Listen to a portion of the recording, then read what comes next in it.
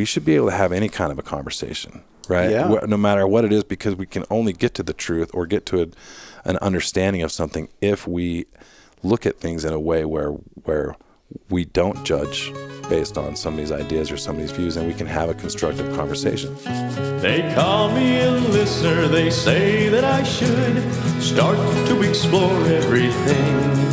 Oh, I may be a listener and maybe I should. There's joy in the message I bring. ShaneTrain, ShaneTrain. I am free and at ease, I record what I please. ShaneTrain, ShaneTrain, ShaneTrain. Witty. Welcome to the ShaneTrain. We've got an awesome guest named Brad, and this is the Conspiracy Theater. Brad's a buddy of mine. Brad, how do we know each other? Well, I've known your family for quite some time now. How long? Well, I've known your brother's wife since between the second and third grade. Shut up. So she's I wouldn't have known that long. the longest friend that I have that I'm still actively connected to. Wow. Whoa. That's pretty cool. So then I met Sean at Monster Mash when we were juniors, I think. We were either sophomores or juniors. And we went as shit-kicking Mickey. So it was a female choice day or girl's choice. Shit-kicking Mickey to the younger. Well, You're meeting you, right? If you know Sean, he's a cowboy. He's Right. a cowboy. Right. And Yes. Marta's a cowgirl. Right? Okay. And so we used to go to the boot and all those fun things back in the day. But that was probably What are you before talking your about? time. Yeah, Way the boot. before his time. He was a twinkle in someone's eye. What? Whoa, give me a year. Oh, a twinkle. Yeah, no. Give me a year. Give me like. So that would have been like 93. Were you like Bro, he was in 2. fourth grade? I was Third 3. grade? You were, shit. he was 3 years old. So, Preschool. Pre. So anyway, so we went to this dance, and our costumes, since it was Monster Mash, were picked by the girls, and we had matching flannel checkerboard boxers, Wow. a T-shirt, Whoa. and cowboy boots. Can you and get a Mickey picture hat. of Do you this? have any photo? I would have to dig, but I probably do. That would be some great episode. Yeah, that's one content. you don't throw away. No, that's blackmail, bro. Well, and I've got friends too that probably held on to those things tight just for that very reason. We got to get one. Hey, before we go any further, let's drink. Let's drink. Not because I'm an Because it's the alcoholic. ShaneTrain, Yeah. and well, And we drink Jameson. I've been waiting all week for this. Yeah. Cheers. cheers, I boys. don't remember the last time I took shots at 3 o'clock on a Friday. Cheers to conspirators. Should I mute it? I No, hate so can much listen of to what you just said. Yep, that tastes Are you just feeling a as bit shitty as I aggro remember today, it. Mason? That was delish. Your silence speaks volumes. Volumes. Yeah, I've been triggered since lunch. You have been Triggered. triggered, dude. Triggered. There's another millennium word. Yeah. Work-life Triggered. balance. You're heated. You're triggered. Yeah. You're triggered so Lols. Dude, I'm fucking red hot right now. that. There he is. And welcome back. And What's welcome. up? Well, Brad, you're asking like, what do you want to dive into specifically? And I think we just go to whatever you're like most into right now, because that's going to be the best. Well, that's always a little bit difficult, but I have been thinking about what we might talk about today. So I thought I'd start with maybe a little story that kind of gives a little preface to the nature of these kind of conversations, which most people refer to as conspiracy theories. I refer to conspiracy theory as just another name for truth. Dude, it hurts it.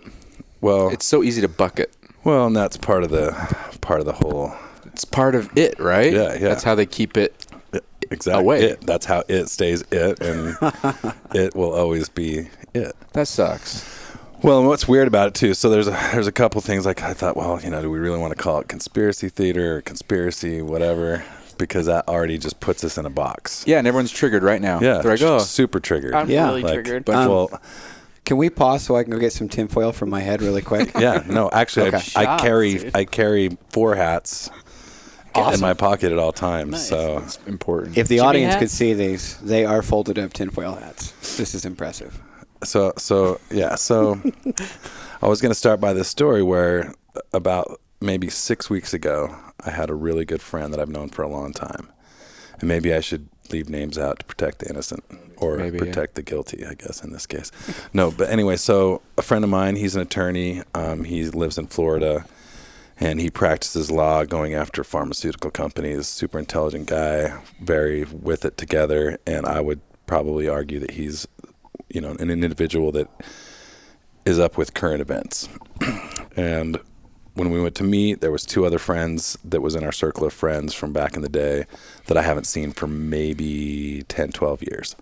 And we were all pretty super tight back in the day. And we went out, and of course, we just had our lovely election, and people talk about triggered. People are super triggered about all these things. Triggered. And it's so funny, as if there's like one that's better than the other. Okay, so now that he's gone, what I really want to talk about. I think he's on the clock, honestly. Uh-oh. So anyway, so we go and we have drinks, we'll have dinner, and everyone's got to have their little Trump jokes, which is, I don't care about Trump any more than I care about anybody else in that position. I put a political X-nay on this podcast so far. Yeah. Because I just don't want to alienate people. Well, yeah, and plus politics is kind of gone. It's more, you'd have to call it like crime. Like it messes people up. Criminal activity or whatever. Yeah. So we went through this whole night, and I've really bit my tongue because, I think they're all pieces of shit. Me too. Not one of them really give a fuck about any of us. I'm anti-government. Right? Like, what's the old Stone song? New boss looks like the old boss, right? Yep. Hell yeah, man. New head on the snake. Yeah. Let's do this. Or, we could go the old Hegelian dialectic where, you create the problem, you provide the solution, and you become the hero, like our last president. I mean, what? Anyway, so we that could maybe be... That's very prophetic. It reminds me of like drug dealers. Like you can wipe them off and they just grow back. Yeah. It's the nature. Exactly. Yeah. Cut off Except one, for two drugs grows. are fun and politics aren't really. So, True. so there's a small difference. But anyway, so we, sat and had dinner, and then we had drinks, and, I just kind of pretended to laugh at all the little jokes. And at the same time, this big story about Russia infiltrating our already infiltrated elections. Oh, okay. Yeah. And they were going on and on about it, and just, how this was such a big deal. And finally, I don't know if it was just being fed up or had enough liquor in me at that point. I asked them, I said, you guys really serious about this idea that we have Russia is meddling in our elections to the point where, like, this sounds really McCarthyist to me, like you guys are suckers if you really think that that's who is fucking with our politics. Yeah. And so we got on this little conversation, and, eventually it went to 9/11, and we started talking a little bit about 9/11. And when I explained to them my views on 9/11, I had these 3 individuals who I considered good friends for a long time. They lost their mind. So fully invested in the story that was fed. Oh yeah, and fully, like, I'm fucking crazy. I'm, I had one of the guys was actually like, dude, I thought I knew you, man. Oh my God. And I'm all, whoa. Wow. Like, I don't bring it up let's not because get of that yeah. thing. Yeah, and it's like, so we'll get into that a little bit too, but, he literally told me, I said, we've been friends for a long time, dude. You're going to, like, just discount everything I said over tonight? Like, I mean, and he said, yeah, I definitely honestly think different about you now.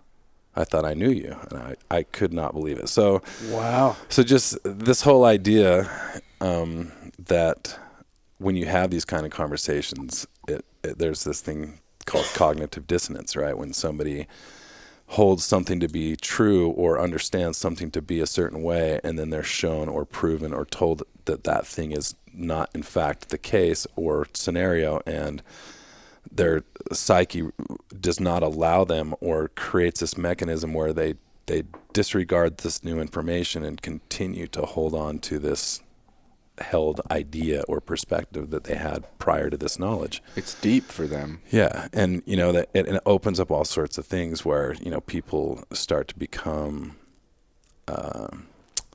they think it's a personal attack, Yeah. and to some degree it kind of is, and I understand that, because you're, in a lot of cases, you're telling somebody that what they think they know is not in fact true, and that seems to bother a lot of people. It's almost like a religion type discussion. Like, that's how invested in stories like people get. Like, Yeah. It's We're crazy. just gonna hit the big 3: Well, conspiracies, religion, and Let's politics. just stay truth. Right? Again, these are all synonyms. Yeah, Yeah, you're right. and they all just kind of roll together. Yeah, and that's why I wasn't quite sure which avenue we should traverse, but basically, so when I was thinking about this podcast and coming and chat with you guys, I figured, if we started this idea of conspiracy. Oh, well, let me actually finish this story. So everyone got superheated. Everyone eventually, all three of them. And there was 4 of us there.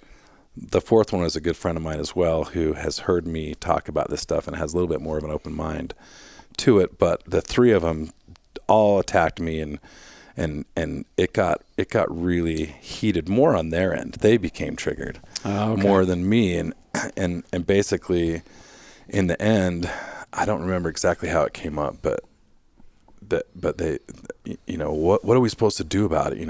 What can you do if all this stuff is true? And as corny and cheesy as it is, it's all about love in the end, right? Like, I try to explain to them that I'm not telling them or talking about these things in an effort to minimize them or degrade them or intimidate them or make them feel bad. It was more out of love that, I care about the people in my life, and these things are, if they're true, any of them, which, again, I'm sure we'll touch base on it, but if any of it is true, then we have a serious scenario where we need to, I feel like that we deserve to know, who we are, what we are, where we came from, and what is actually happening. So, dude, what are the odds of like, one of the things I always worry about is like, I'm going to get so deep into these. Are any of them going to be uncovered officially, or am I going to be the guy who always feels weird about the official story? Do we get to know? What are the odds we ever get to know some of this stuff? Just odds, man. Well, and I'm not a statistician, so I don't. I mean, does it feel like a 5% chance we get to know any of them? I think that's even 9/11. It's a floating scale. Some days I feel like we're on the precipice of understanding the truth, and then the next day I'll see something or hear something or talk to somebody that makes me think, "Oh Lord, we're never gonna get past this, and we're all gonna continue to be sheep on this rock." But I think whoever it is that's in charge would do anything over letting you know the truth. Well, and I think that's an interesting point, because the notion that anybody that's put in a position of power at that level actually gives a shit about any of us, I think. I mean, if you believe that, then I've got some beachfront property in Coeur d'Alene, Idaho for you. So love Coeur d'Alene. I love it too. Can you imagine having some beachfront property there? Yeah, it's the shit. He's an Idahoan. Yeah, See? Oregon's not real, right? I mean, coast rolls right up. Yeah. Okay. Top dollar? No, it's a smoke and deal. In fact, let's go. ShaneTrain will now be shooting from Coeur d'Alene, Idaho, beachfront. Yeah, Mason picked a fight with Idaho, though, so I don't know if he's safe up there. You, Idaho. Also, round 2, Mayor. Fuck this you. is okay. Yeah, this is not I've the got first some time Idahoan roots, bruh. by the way. Yeah. Well, I was more the mayor of Idaho that was. The roots don't branch a lot. He triggered over me. there, What was he supposed to do? I have a whole tendency to just kind of make fun of Pocatello, being from Pocatello. Old Pokey. But good old Pocatello, I'm a hoe. I mean, not the first time it's been said. That might be the first time I've heard that. It's pretty good. I might steal it. Trend setting then. It was the beachfront property that put me over the edge. Yeah, well. So. I'm so bummed that your friends ousted you over and how you got to your feelings and thoughts about 9/11 aren't outlandish. They're not even stretches. They're like they equal to me. The different stories are just like either could happen, man. Like, well, I think the craziest thing about that specific incident, and this is what is also weird, is over the years that I've ever had discussions about this kind of stuff, it's almost like a textbook reaction. Like, there's so many people that have the very exact same, like, step by step. It's narrated, dude. It's perfect. Yeah, it's pretty interesting. How many times do you bring up, World Trade Center 7 or Building 7, and people are like, "What? Oh, well, a third building?" And I'm always like, "Oh my God, start there." Yeah, like at least. Yeah. So Mason, that night. Have you seen Building Number 7 fall? I have. Okay, so the official story: debris caught on fire, it burned, and then it imploded.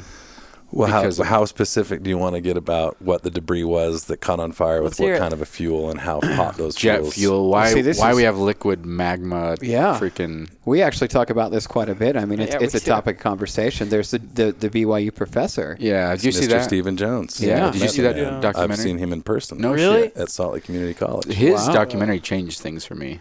I was like, this guy is not. Well, so I guess maybe 9/11 is maybe where we start. I want to go back a little bit though. Okay, to like Egypt? 910. Yeah. No. Like just like I'm okay with that too, because we could talk about ancient batteries like in the the whole Ark 9 yards. and The Ark of the Covenant? I think that's a Yeah. nuclear thing. like Adam and Eve that early. You No, mean, I you want mean to. Adama, which was the Hebrew word for the individual created in the Sumerian texts that were written on stone 6,000 years ago that haven't changed, that talk about the first human created. I really dug myself into this one, didn't I? So even- you're saying totally- Noah was real, right? I mean, 2 of each Noah kind was- and unicorns and the whole 9 yards. Oh, they got left aside. I like. Oh no, they're I like. they're they're just hidden. I like starting with some of the basics, like the pots that are battery cells. The Hold. Baghdad battery. Yeah. So what's Yeah. that for? I mean, everyone can know. We know we have these things. They were making batteries for why? What would they? Well, we have batteries, now again. Forgive me, I'm not gonna pretend like I am like some expert or specialist. I just read a lot, so I might butcher some of the names or maybe misrepresent a fact here or there. It's not intentional. It's not to sway. It's just because maybe I forgot. You can. Yeah. Yeah. So But anyway, so okay. the temple at Dendara, some of the hieroglyphs in that temple show arguably a light, Yeah. a light bulb, and wires going to it and a filament. And if you want to talk about what were they used for, well, if you look at the pyramids on the inside, if we use standard archaeology and what is accepted as to the technology and the capabilities that they had at that time, the idea is that they would have to use fire and torches to light the insides of these huge structures, and there's no soot, there's no residue from flames being burned, and there's not even enough oxygen in these structures to be able to support a burn 'em. flame. Yeah. And these little tunnels aren't decorated. They're not like ceremony temple. Well, some of them are. So that's not the little ones. So that, like, if we look at, say, the Great Pyramid at Giza, the accepted archaeological understanding of what that structure was for would be Burial. Yeah, for a pharaoh's tomb. Okay, so they never found any body in No. any of those structures. Well, because the excuse is instantly it was ransacked, that they found Grave the robbers. gates, and that they found the other entrance in.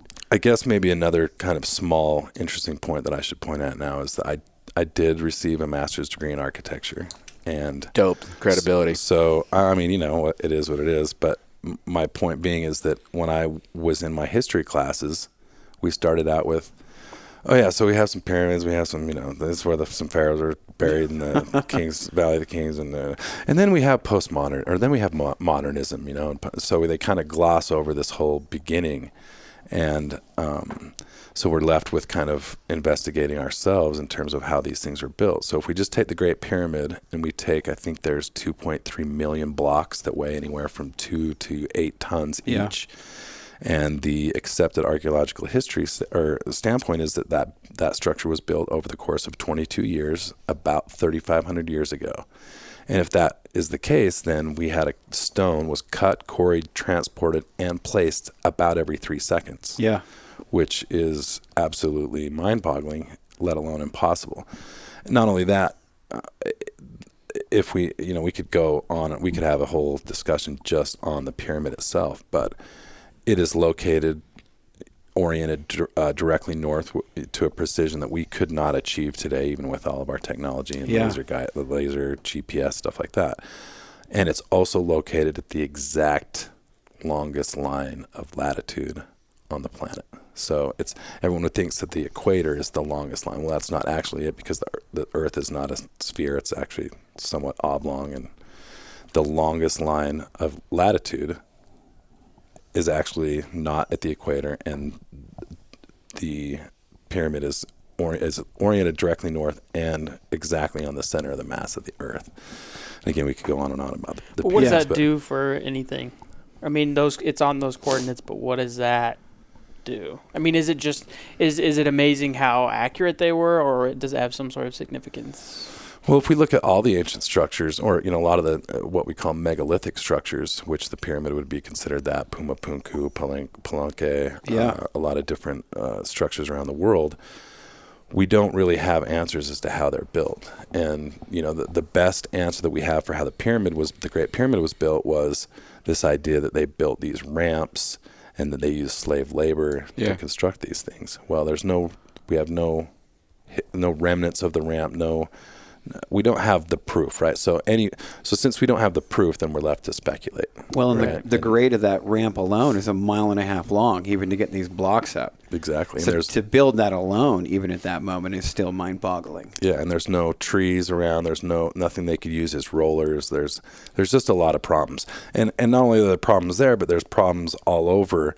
If you look at, I don't know if you're familiar with Puma Punku, but check that structure out and the remains of that structure, and it's made out of a material called diorite, which is like, if you're familiar with the Mohs hardness scale, that goes from 1 to 10, diamonds being the hardest, and 9 is what diorite is. So holy shit. The only thing that you can have to cut that from a material standpoint, if we're talking about a solid physical object, would be a diamond. Well, we have no evidence of diamond tip tools or anything like that. But what we do know is, things like manipulation of energy in science is far more feasible in my mind than, the lack of the evidence of how these tools were, or these elements or objects that were incorporated in these structures actually were created. So and so precise too. Yeah, these exactly. cuts. Exactly. Yeah, I saw some core cutting too on some of the pyramid stuff, and I was like, what? How would they do that? Like, it just looked like they ran core cutters, like a big drill bit. It was like, what the hell? Well, yeah, like the Grand Gallery or the King's Chamber. If you have seen pictures of those, the size of the blocks that make those are so enormous, and then there's no mortar. It's all just dry stacked, and you cannot fit a knife or a piece of paper between the stones. And we cannot achieve that today. To line that up from top to bottom, to get that perfectly at that depth, in that big of a structure. I mean, it blows my mind. Absolutely blows my mind. The last thing I saw in the pyramids was it was like a hydrostatic energy cell, because the Nile was much closer to the pyramids at one time. I've actually heard a lot of theories, but that was like one where I was like, that makes a lot more sense to me. Why all the chambers and the tunnels and the pointing and then it had an insulated layer on top of it too, right? Yep. Yeah. And then a cap on the top that was, I think, made of gold. And so there's a lot of different theories. The one that you mentioned was like an energy device. And if you, again, I'm not an expert on a lot of these things, but I have read a lot. There's energy fields across the globe, right? And an energy grid.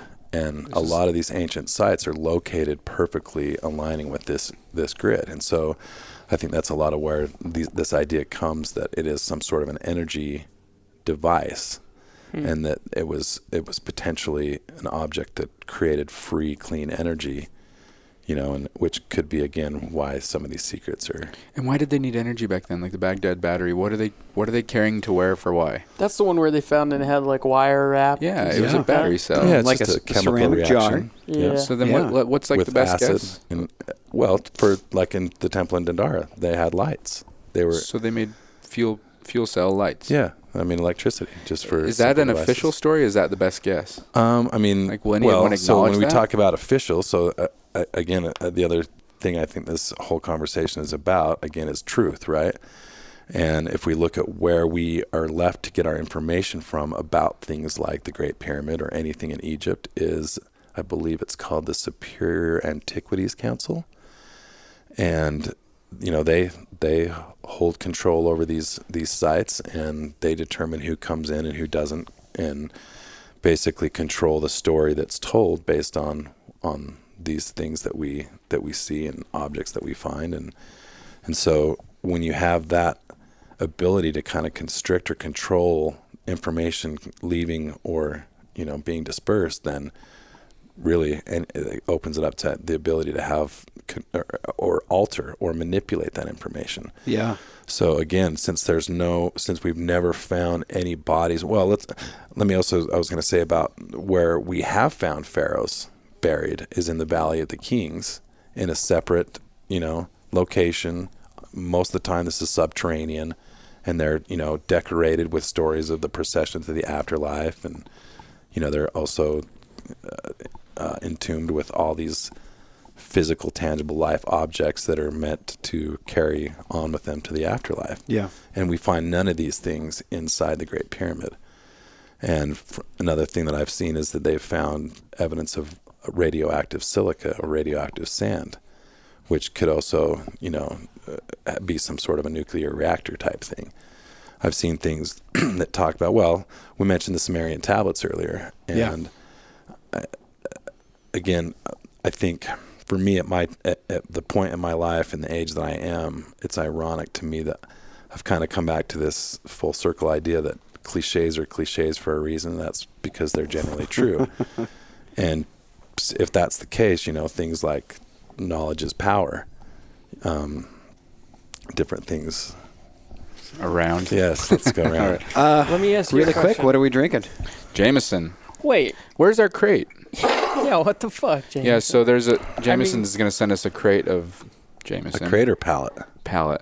The crate might be bigger. No, a pallet. We just got a pallet of Highball Oh, sweet. All right. not too long ago. Shouts out Highball. 1,200 drinks in a pallet. So Dude, so yeah, pallet of Jameson I think is on the way. It just has something's mixed up with shipping. Yeah, we're just. But if it doesn't arrive, we'll never mention you again. Yeah, really surprised it's not here.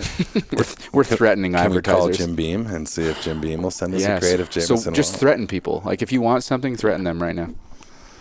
That's what we do. If we Yeah. want to try something out on the show, we're just really rude to them. Yeah, we're just super aggressive. Mason, I want a date with you, and if I don't get a date with you, So I'm gonna beat you could up. deliver that, Whoa. Mace. You could sponsor I guess that. I have to. I think it's now. your new shoes. Sweet. I think it's your unworn shoes. Adidas. What's the name of the shoe?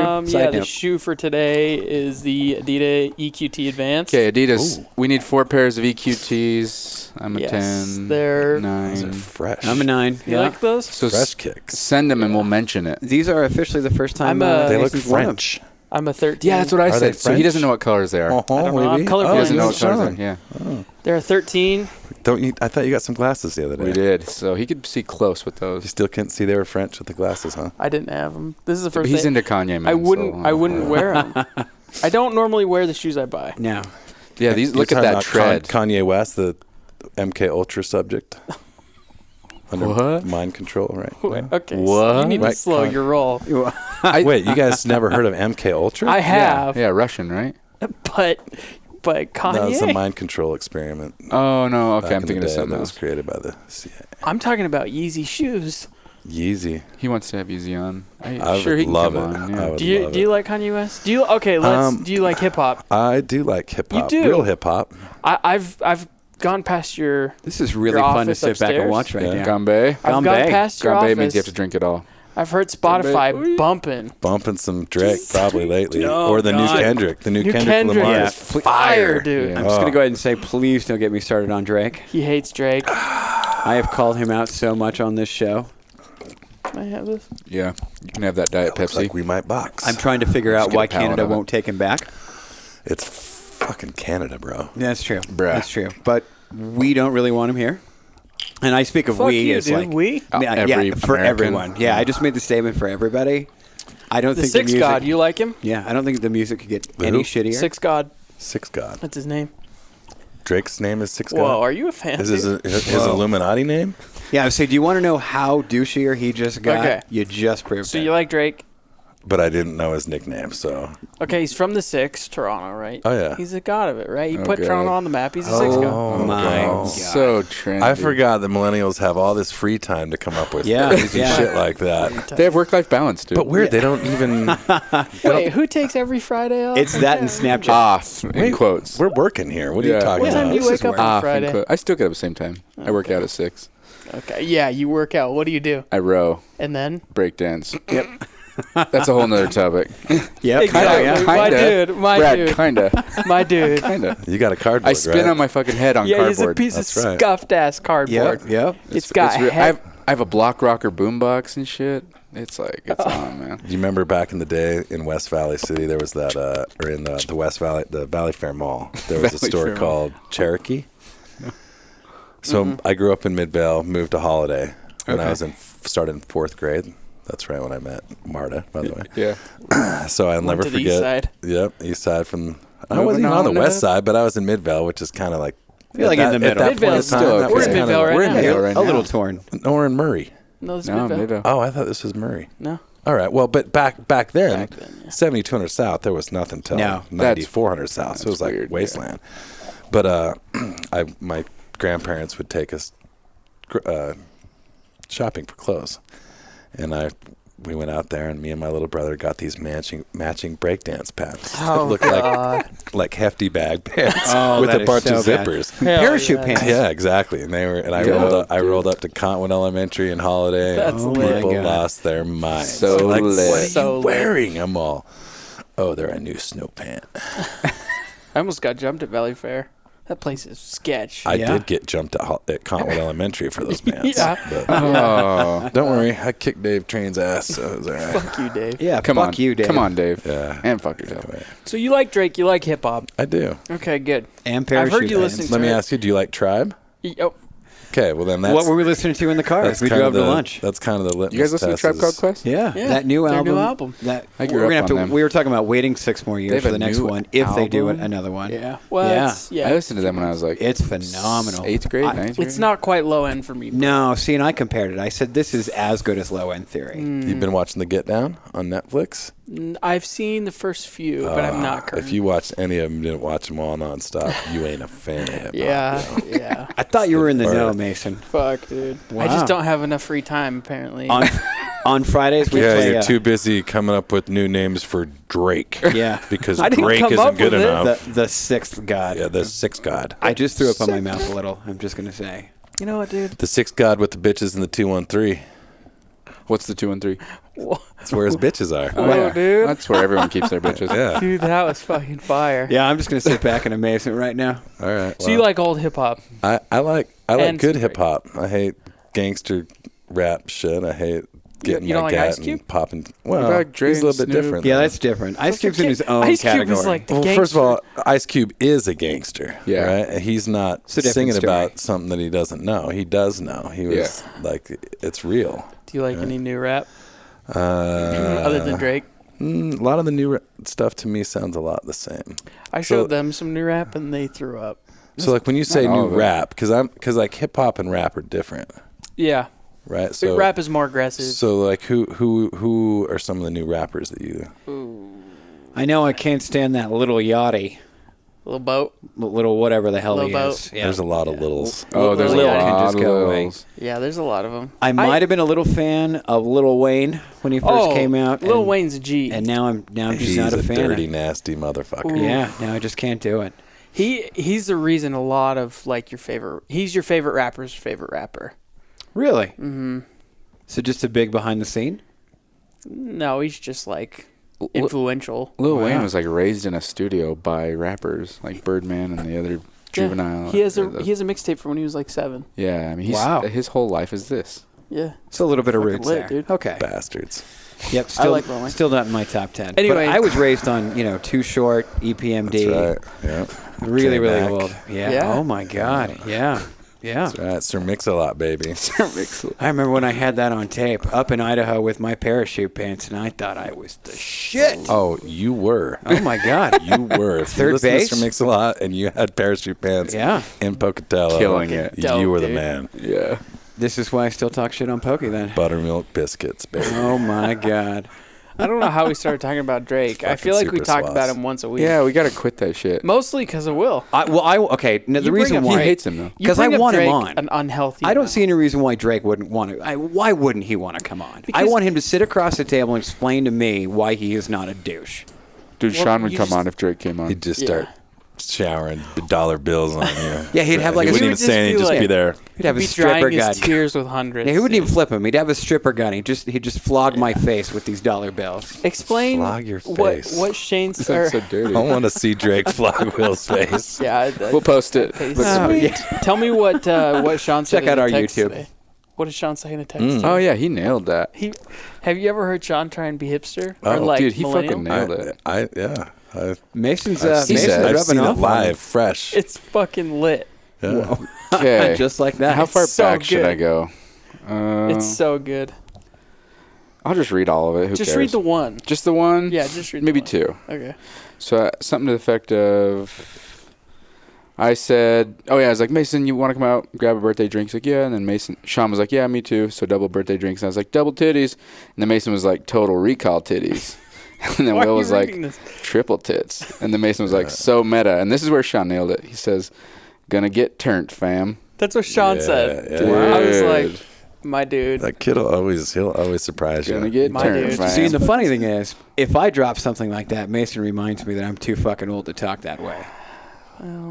Well, You just got to nail it. oh, okay. He nailed it. Maybe that's the problem. I go gotta out to nail it. purposefully Yeah. slaughter, but Sean nailed it. Yeah, you try and slay. I try and just like, He, make it horrible he looking. He tries sent this to, awesome text that had a picture of fire and then a picture of 4 family members. And No, Mason's they're like, not pictures. Yeah, it was what are they? Emoticons. Emojis, Yeah. Oh dog. my god. Oh, is Emoji. I thought the Same emoji thing. move, the emoticon was static. I No. thought. Oh, I'm so confused. The emoji are just like the little pictures you can get on your keyboard now. So is the emoticon. So meta.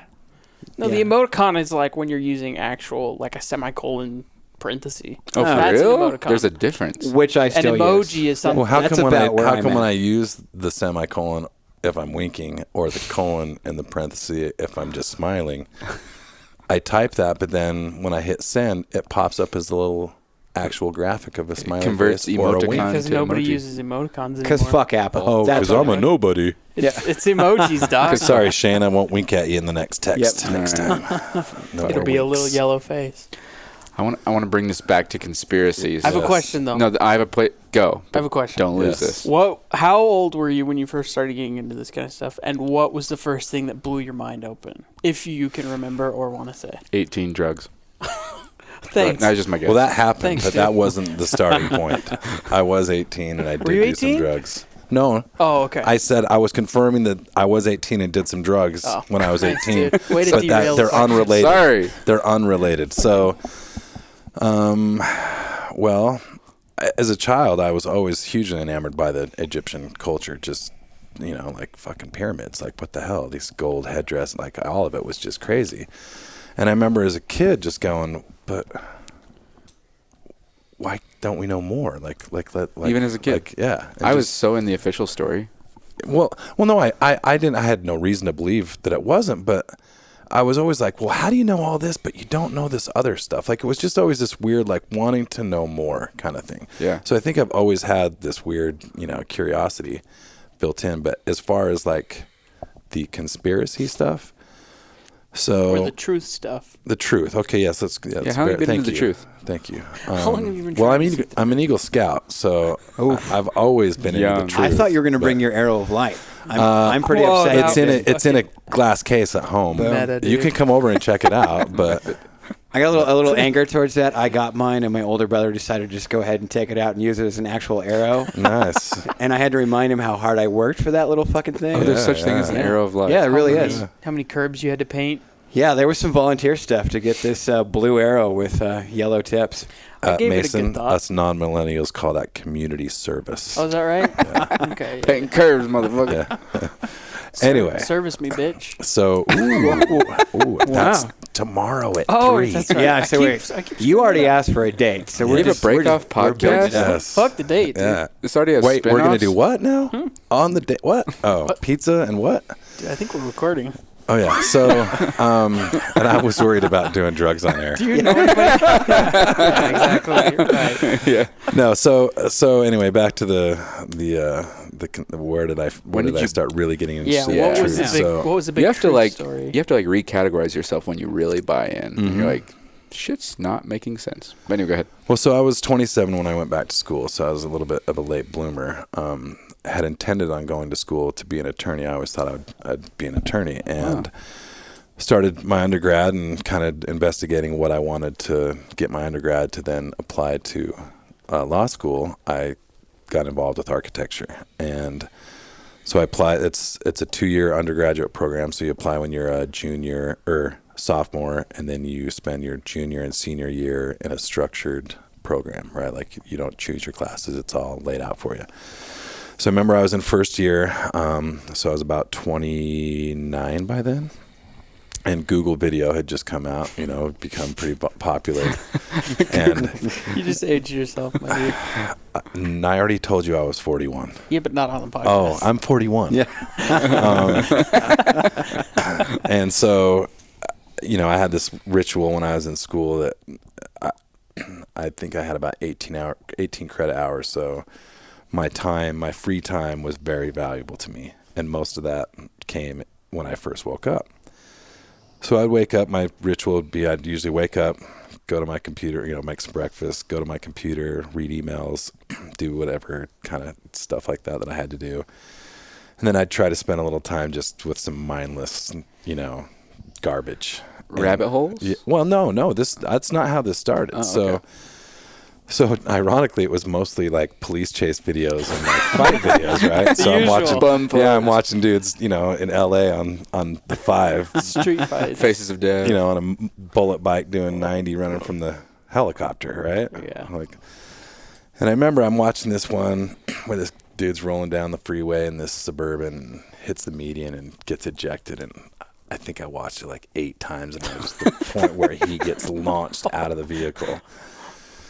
With like some strange satisfaction from that, but I remember when you're Deeper in the mind. when you're doing that kind of stuff, you're putting all those kind of people in danger. Like it's kind of like you get what you deserve. But anyway, so I'm watching the video. You got the main video, and for those of us that aren't too old to remember, the Google Video used to have small thumbnail previews of other videos.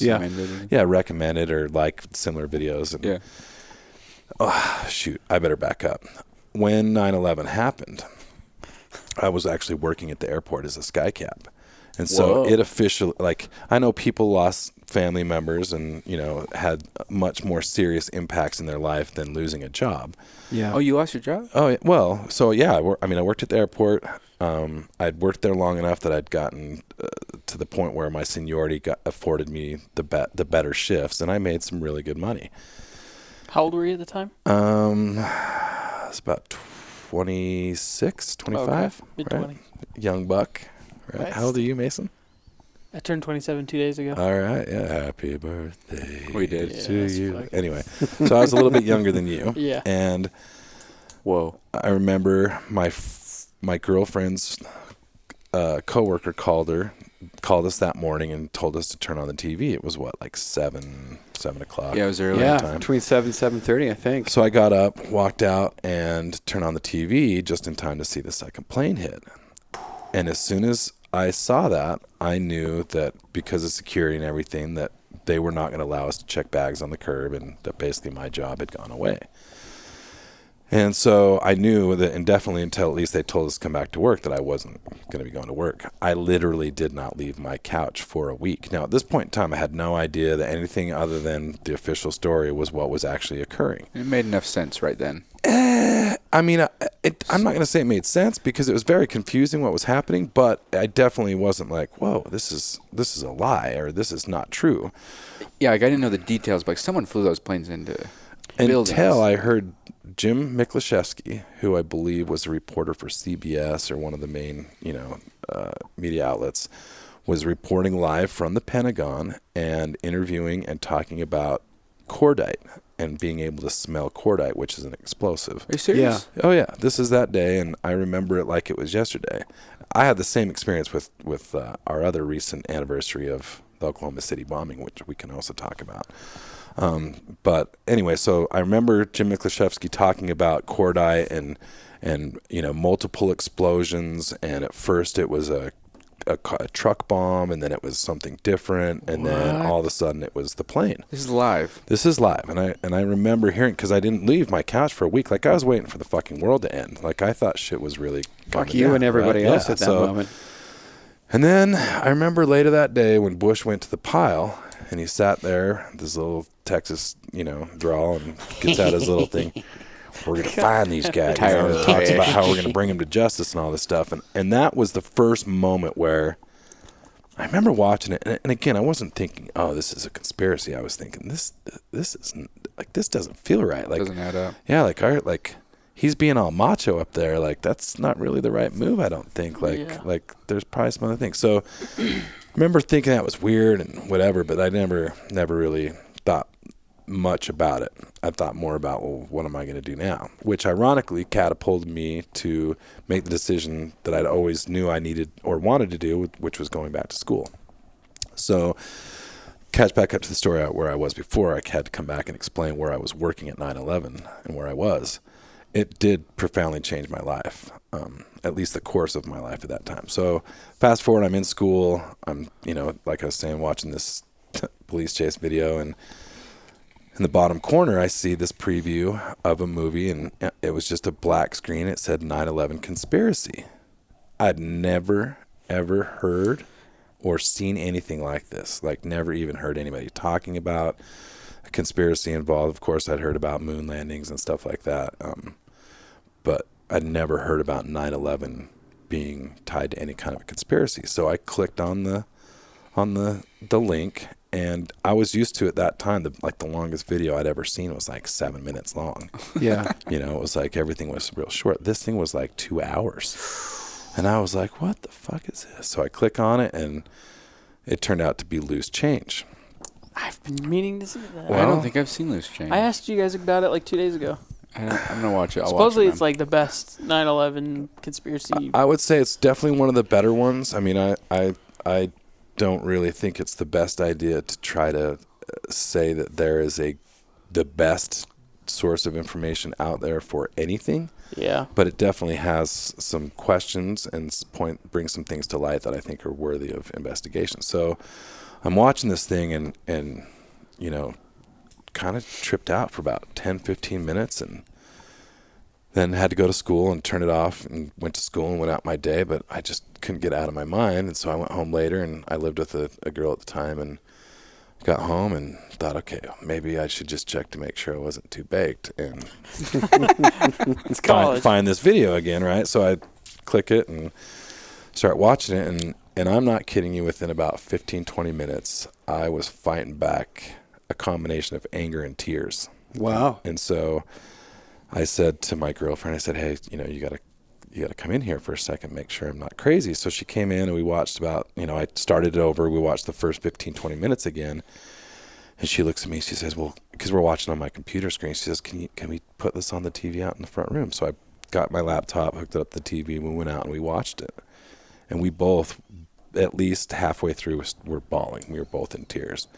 And again, like I said, it was like this anger thing, but also like this like crazy sense of betrayal, but also like this other weird feeling of like, I might be crazy. Like, there's no way that this could be true. And so I really want to not feel the way that I feel right now. So that was kind of where it started for me to go down this road of like, and the beginning was, for me, was more like, okay, I want to prove that this is bullshit, right? Yeah. I want to prove that this is not a conspiracy. So I really, went at it first with an open mind and kind of cleared myself of any, preconceived idea about what it might be, and just kind of start looking at the facts. So that was my first foray, was Loose Change. Wow. You want to know where I was when 9/11 happened? Try and guess. Let's see. So if you were Elementary. 3, you were in 2nd grade, I was 11, so I was in 4th. 4th grade. Yeah, they wheeled in the the TV on the cart. Whoa, Wheeled they it really in. We did? all sat in class and watched it. Watch Wow. the aftermath. Yeah. Or the news. The news, of okay. They were just replaying it. Over and over and over. Yeah, so any investigation I've ever been able to do is after the fact. I didn't really get that, Yeah, because if you What didn't the see building fuck? number 7 fall on that day, the one time that it was shown, then you didn't see it on No. TV. Yeah, unless no, you looked yourself. I never knew about it until I think one of you. A lot of people don't. Yeah. It's like their first opener to like, this could be a little weird. This might not match up like I thought it did. Yeah. See, I was at home. My daughter had just barely woken up, and I was doing the whole breakfast, getting ready. And I looked over, and I wasn't sure if it was like, I don't know, like a movie clip for something, and it was just like a preview, and it was like, oh my God, like they were going to blow up the center. And then the second plane hits, and my girlfriend called, and she worked for Channel 4 here. And suddenly she was alarmed, like freaking out. The news station was abuzz. They were almost on lockdown because everyone just thought it was the end of the world. Yeah. So I packed up my kid and we went down to the news station because I just suddenly had this feeling of like, where can I be to be in the know? Like, where can I get the most source at the first time? And then at that time I worked for Marriott. So I was at the I worked there at the one on State Street. So we had people they couldn't fly out. So we were taking care of guests and everything else. And I had never seen an environment or a group of people everywhere I went that were just numb and shocked at the same time. Yeah, shell shock, just out of their minds. And even for me, I mean, even, it's many years later, we're talking about it now, and it's still, it almost feels when you bring up the thought of a conspiracy, you almost have to put yourself on an island. Because what's the only other comparison we have in this country? I mean, we talk about Pearl Harbor, but we know who did that. Well, actually, there's the moon, there's the Oklahoma City bombing. There's no, and Oklahoma. Okay. He's got a long list. Now, and I'm not disagreeing with you, but what I'm saying, like a mass loss at that moment, because I remember Oklahoma City. I mean, I'm 40. I remember when that happened. It was just like this. And I remember at that time, it was this big tear of no old guy jokes, Mason. Because I remember the big thing that I kept watching, the big thing on the news during Oklahoma City bombing was all the children that died in the daycare. And it was just like, except for any ATF, children of ATF individuals. Yeah. There wasn't one ATF person that had a child. And then you start to find. Because they were all called and told not to come into work that day. For real. But we can get to that one later. I'd love to know who called them. So it's, I'm happy to have you on. This is interesting for me because it went from everyone in the know to like, oh my God, everyone knows too much. And then, you bring up Tower 7 and you're right, Mason, you'll never find that footage. You'll see it now. You'll see it now on the internet, but it was only shown once on that day and then never again. So we just watched the two towers go down over and over. Yeah. And the big thing for me when you talk about 9/11 was the whole Pentagon, like, I couldn't. Okay, so I witnessed the planes with the Twin Tower. I didn't see any plane. You were there, or you saw them on TV? No, on TV. Okay, so you saw them on TV. You see it on There's TV. a big difference. Yeah, excuse me. You see it on TV. To be clear. But when we're talking about the Pentagon, I didn't see any plane. There wasn't plane engine. There wasn't plane parts. There's over 3,865 photos and over 300 hours of video that have been held from the public by the FBI. If there's nothing to hide, then why hide at all? Yeah. And if you look at the flight path, I'm such a nerd that I've actually sat through. Well, duh. I've actually sat through the NTSB recreation from the flight simulator of the flight pattern, and it's impossible. It's not possible to be able to do that. To go at that speed, that close to the ground because of lift and that kind of a turn with that precision. And then not only that, the light poles that were knocked down in relation to the flight.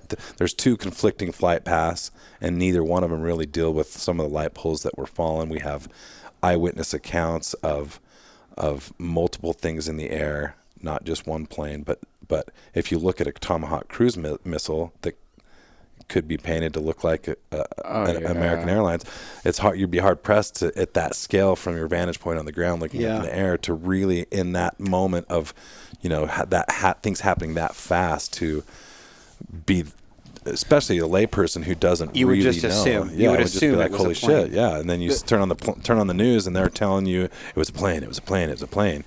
You're going to think, it was a plane. There was a pilot who was all about that, and he was saying you can't even run a simulator that close to the ground because the heat off the ground, you just can't. It's the air pressure. So the air pressure. Yeah, the air pressure for the whole idea of lift and everything. You just cannot go that fast, that low, because the air is so dense and so heavy. You can't simulate that. And then some random terrorist trained in like flight school in Florida to make that perfect sweeping turn. There's the big caveat there too. And so so if what are the odds of that? We can sit and talk about the sensational things, and then we can talk about the non-sensational things. So the sensational things would be like the incredible aspects of things, or like that idea that the story is that this individual who couldn't fly a Cessna was able to fly that perfect thing. Well, that's a sensational thing because we can sit and argue that's not really there's no tangible How do you prove elements that like we can sit and say he was or he wasn't, but allegedly he's dead. Even though 5 of them are still alive out of the 19, or how they got the plane with a box cutter. Well, yeah. Well, and so then that's kind of like where I started going down, right? So, I wonder where we should kind of go. So if we talk about the non-sensational things, okay? So as I started going through this after seeing this loose change, and I started, really diligently as possible. And again, I'm not trying to toot my own horn, but if there was ever a time that I was at the pinnacle of understanding how to research on a peer-reviewed level and understand how to use credible sources or investigate things using different databases and things like that, this was the time of my life where I was at the pinnacle of that ability and understanding how to research and look at that kind of stuff. Again, I'm not saying that means that what I'm saying is true, but for me, I really was focused on trying to figure out how this could not be true. And so, What a great way to put it. well, I didn't. You wanted to know that it wasn't true. Yeah, I 'cause didn't that want it thought to be alone- true, and that's ironic things when you talk about with people, with certain people, they think that you have something to gain by possessing this completely radical different view, like you have Bothering something to them. gain Yeah. by like being different. Well, I'm all about being different, but that's not the kind of way that I want to be known as being different. Yeah, because what would your game be? Really, loss of sleep? Yeah. Insecure. It actually sucks to be the guy who feels this way. Yeah. You're like the outcast.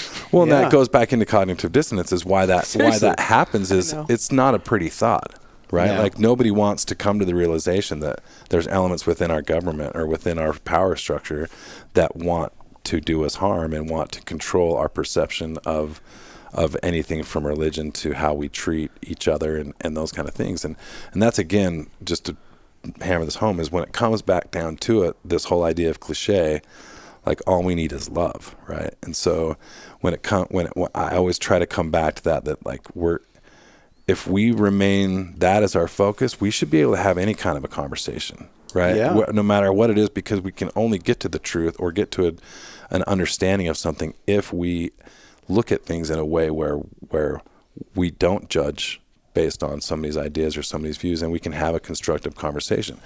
Going back to that conversation I had with my 3 friends, I asked them, like, well, do you even know how fast the buildings fell? Do you even know how much, steel and concrete was in that building? Do you know about building number 7? And they couldn't answer any of these questions. And again, that just reinforced this idea that, or this feeling, I think, for them that I'm trying to belittle them by, well, do you know this? And when they have to say no, they're like, that puts them in a somewhat inferior position, and then that whole thing just builds to It's the an point intelligence attack and everything else. Very and- uncomfortable. Like, yeah, what the- yeah. So if we're going to talk about the non-sensational things, okay. So if we just start from that day, we have Jane Stanley on the BBC reporting about building number 7 falling, and building number 7 is in the screen behind her on fire, still standing. And this was about 5 o'clock. It fell at about 5:25 in the afternoon. I also will add that no plane hit that building. There was no jet fuel involved in that fire, and it, like the other 2 towers, fell at free fall speed, 6.7 seconds. Do you think was there a plane that was destined for 7 that didn't make it? No, they had. So why implode a building without any proof? Like, they had to say fires? Well, funny that you asked that. So do you know what was housed in building number 7? Yeah, or I did know. It was all the records of something very important. What was it? Seriously, it was like Enron. And what happened to the Enron case after 9/11? Gone. Nothing. Done. Now they reported a huge loss of funds on the 10th. Okay, The Pentagon, right? So Or the CIA or something. on Monday, so 9/11 happened on a Tuesday. And sorry for jumping around, but I'm going to try to. No, this is all connected. Yeah, So you're good. so on the 10th, which was a Monday, Donald Rumsfeld got on TV and disclosed that the DoD, the Department of Defense, was Lost. missing, yeah. $2.6 trillion. Great news. Yeah. That would run for a long time. Okay, typically they do that on a Friday. Yeah. When they have that kind of stuff, so that they have the weekend as a buffer before they have to, To deal repair, with- repair. Yeah, divert, repair, hide, whatever. And so, ironically, the next day, the attack happens, and guess what the people did in the section of the Pentagon that got hit? They were the bean counters. Yeah. They were the people that were charged, or that were given the task of locating where that $2.6 trillion went. This might sound really stupid, but did anyone die in Tower 7? Or if so, how many? Well, no, there was a few people that were killed in building number 7, but not necessarily from those events. Oh, okay. That we also had the FEMA Office of Emergency Management that Mayor Rudy Giuliani had a part in constructing, that was meant to be the location where they would go and as their headquarters for any kind of a situation that was like this. Whoa.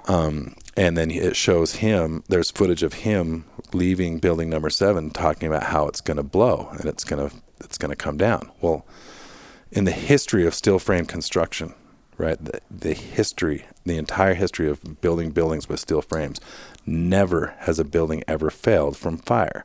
And we have instances like, I don't remember the exact year, but we had a hotel in L.A. Dubai had one. that eradicated the top 11 floors, burned To the skeleton. Yeah, to the skeleton, and they still did not have to replace that steel. Now, do me a quick favor. Remind the listeners what your master's is in. I have a master's degree in architecture. Perfect. You also have taught before. I have taught at the university architecture program for the past 6 years. Yeah. So you know your shit. I know some shit. Nice. So now let's just go down the official route. Why did 7 collapse? There's a reason. Oh, the water and the fucking well, and they were putting out the other buildings, and then like, what's the official story? The official story. Okay, so Everyone there's who's two like, there's a two reason. sources for official stories when Yeah. it comes to 9/11. Let's There's 7 though. but Okay, just in 9/11, there's 2 official reports for the whole enchilada, right? So those are NIST, the National Institute of or Standards and Technology, and the 9/11 Commission report. Still to this day, the official NIST report states that the building failing from fire has a very low probability, and most likely that's not what it was from. Yeah. That's the official story. So officially, they have given no official reason as to how that building fell. Still to this day. That's That's awesome. If you look at the footage, you have the classic crink. Now that the demo on building number 7 was different than buildings 1 and 2. Not thermite. No, it was just classic demolition. Kink all falls within its footprint into a nice clean pile on the bottom. Clean Through meaning- explosives. Yeah, through controlled demolition is the term that they use. Which Using things you've like, studied. Oh, over I haven't. and over I mean, and I haven't over. personally studied. I haven't studied that like in school, but I mean, researching it and looking at the time. I mean, it fell at free fall speed, 6.7 seconds. That means if you were standing on the building and you dropped a pool ball Yeah. off the side, the building fell as fast as that pool ball fell. Holy shit. So that is free fall speeds, and that's not me. So going back to this night that I'm talking to my friends, I'm telling them about free fall speeds. Oh, it didn't fall at free fall speeds. I'm did. like, well, it did. No, it didn't.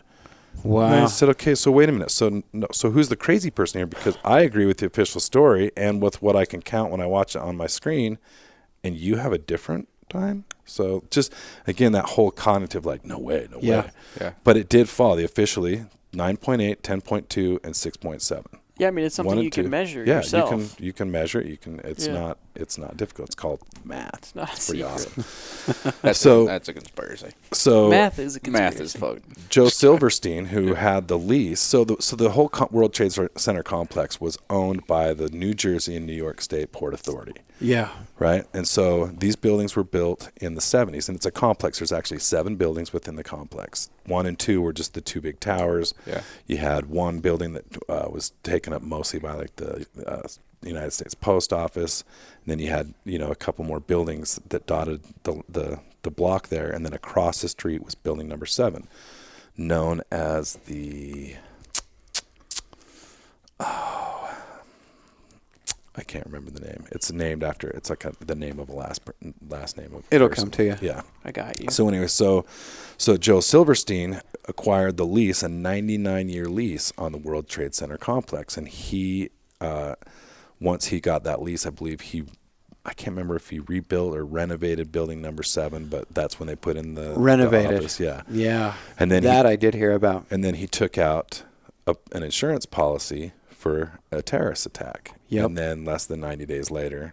Oh, it- 90 Yes, days. it happens. Now, the other thing that people don't really know or understand is that the EPA had mandated for those buildings to come down. And most people don't understand this, but even though those buildings, when they were built in the 70s, the site was originally, it was a redevelopment project, a reclamation project, and that was all built on an old landfill site. So if you know anything about the island of Manhattan, it wasn't always as big as it is now. Yeah. Oh, yeah. And so that area, which was a really bad part of Lower Manhattan, and in this redevelopment project, they reclaimed that area. So what they did is, and they have the Hudson and the East River that surround the island. So what they did is they couldn't just build on that land because it was like a sponge, and anything that tall would just You just think. it would just sink, and you'd never be stable. So what they did is they had to dig a trench, and they put what they call a slurry wall. They called it the bathtub. So they dug down a trench that was, width all the way down to bedrock. And as they dug this hole, they pumped a slurry into it that had a density that was such that it would hold the walls from caving in. And then they would fill the bottom of this trench that was full of slurry with concrete.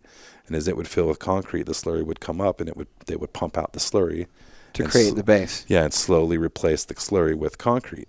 Then they dug out the inside, right? So they had this wall around the site, and then they would dig it out, and then they took ties and drilled them sideways and tied this whole huge cement wall back into bedrock. And then they built the buildings, and each building had 47 box columns at the core, and it was a unique, a new kind of type of skyscraper where they built a core column of 47 box columns that were about 4 inches thick at the bottom, tied into the bedrock, 110 stories high, and by the time they got to the top, they were about 3/8 inch thick. So they tapered slowly, but there's still 47 box columns in the middle. Wow. Then they have all the columns on the outside for the outside structure, and then they had webs that span from the inside core to the outside core, and all the circulation was done through the middle. The elevators, stairwells, all that stuff was in the center. And what that did was that allowed for a continuous vertical fenestration, but then you had in between these two columns, right? So you had these lines of glass going up, and the columns were right there on the exterior.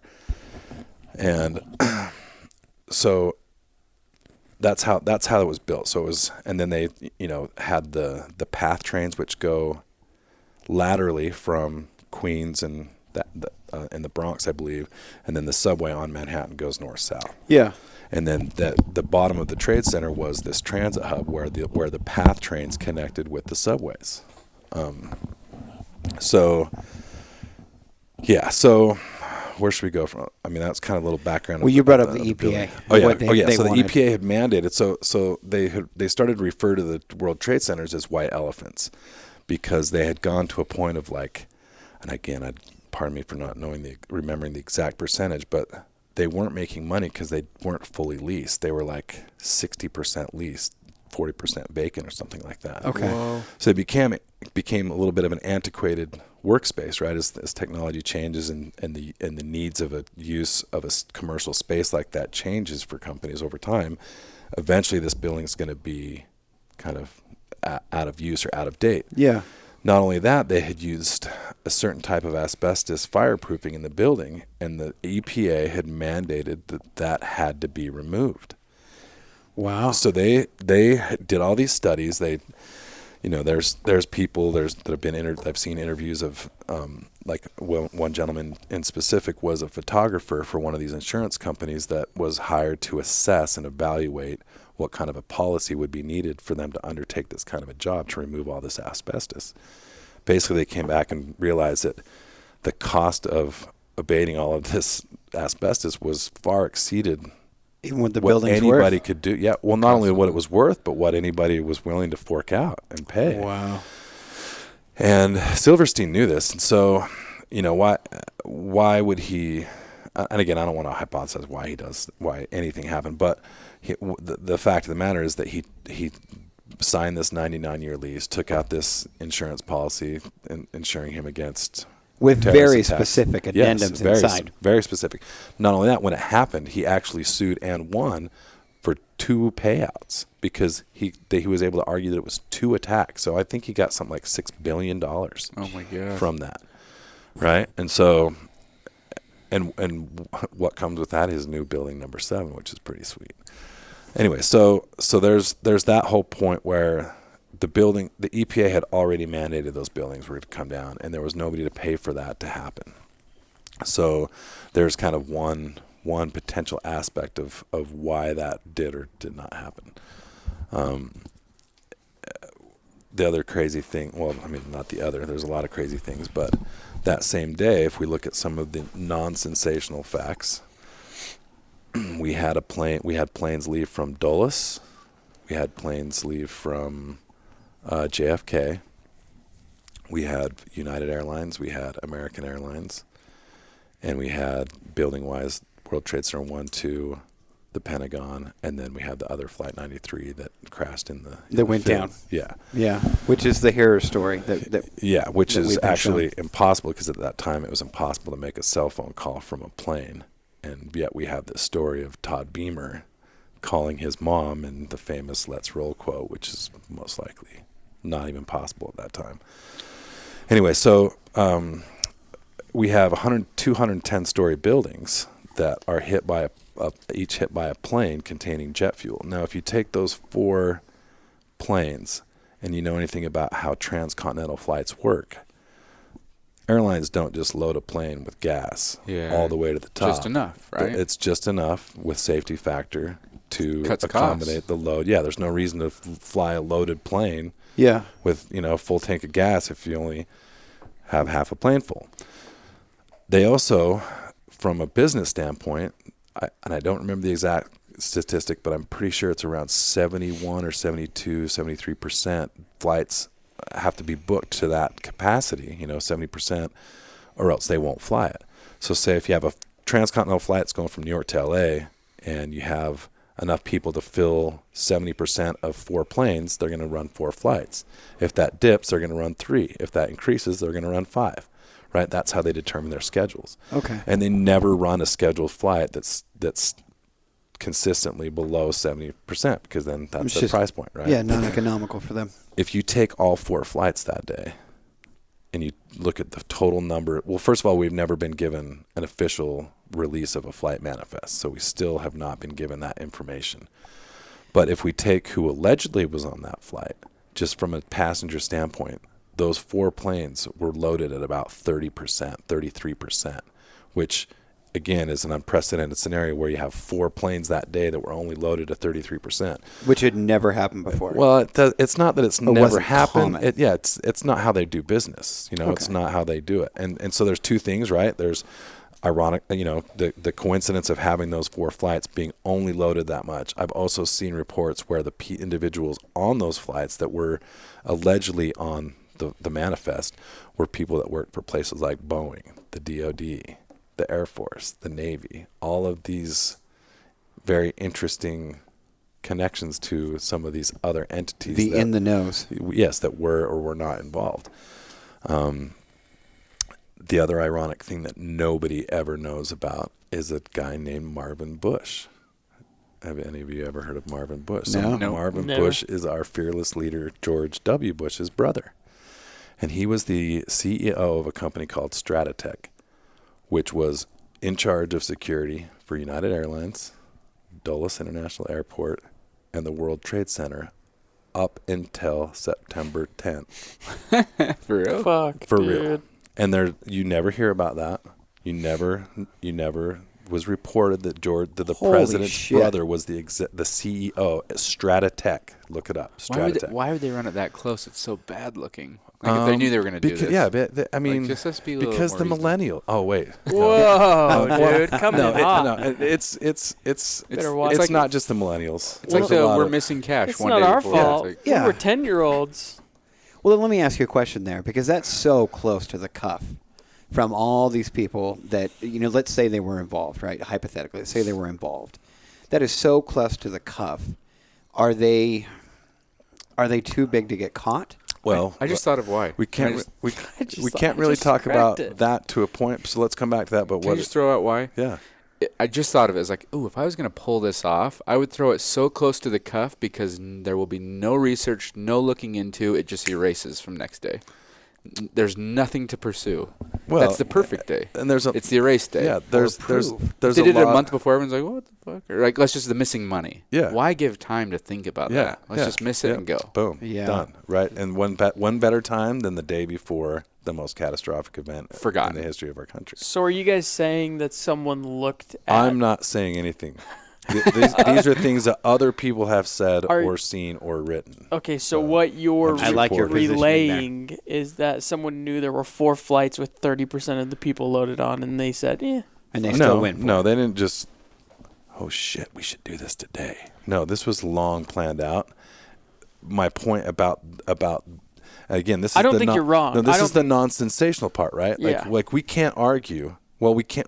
Okay, they haven't released the official Specifics. thing, right? But there isn't much of a controversy over who was allegedly on these flights, right? We Yeah. have family members. We have other ways of finding out for the most part. We know that there was people on these planes, right? Yeah. But what we also know is that there wasn't 70% of the capacity filled. So again, when I talk about sensational and non-sensational, it's non-sensational in the fact that we can't argue that, right? We're not arguing how many people are on the flight. The fact is that those flights were only booked to 30%, 30 to 35%. That helps.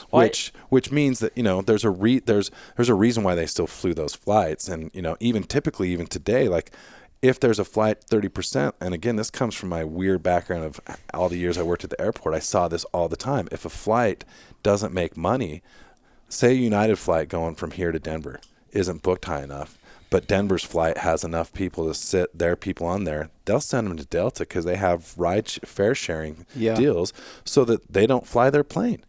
And then they still make enough money off paying Delta to fly their passengers for doing nothing. Yeah. And so they do that kind of stuff all the time, where they'll reroute them through, another airport or, another route or another connecting city. I feel like a guinea pig at this moment. I didn't bring it up to debunk anything. I was just like trying to wrap my brain around the idea of someone saying like, okay, we have 4 flights. Like you said, it's over time, but there are 30% of the flight is filled. Those people are just part of the deal. I feel like we got to touch on how you can hijack a plane and miss check-ins or stuff goes wrong and not have someone called out or some awareness brought to it. Like, why all the time? Well, how about the time from when the first plane hit to when the plane allegedly hit the Pentagon, where we have a situation where we have the most highest defense building in the world, of the most advanced military in the world, can get hit by a plane who was flown by a guy named Chuck Burlingame, who was a retired Air Force general who participated in war game type activities years prior about a plane hitting the Pentagon. In that movie Loose Change, it shows what was sorry, some of these names, the Secretary of State at the time.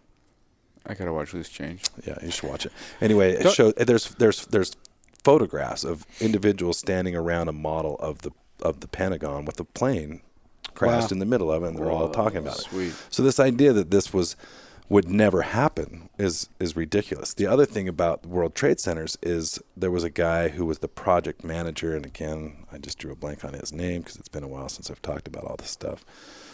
But the project manager analogizes the construction of the World Trade Center to a screen on your door. So the idea that they never could have anticipated a plane hitting a building in New York City is completely ridiculous, because we have a plane that was bigger than a 747, it was a C-130, hit the Empire State Building. The Empire Strikes Back. The Empire State Building in, I don't remember. A plane hit that? Oh, yeah.